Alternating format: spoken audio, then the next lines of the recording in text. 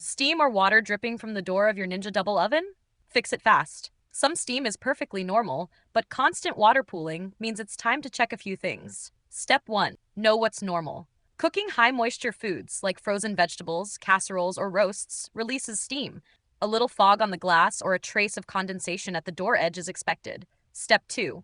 Watch for pooling. If you see water dripping down the door or puddling underneath, and it happens often, it usually means steam is escaping where it shouldn't, instead of venting out normally. Step 3. Keep vents and crumb tray clear.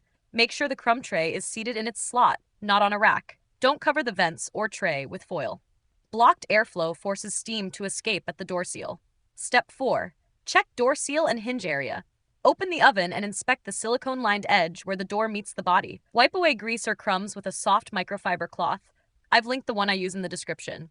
Build up here keeps the seal from sitting flush. Step 5. Dry after heavy steam cooks. Once the oven is fully cool, wipe the inside of the door and the frame after wet or saucy meals.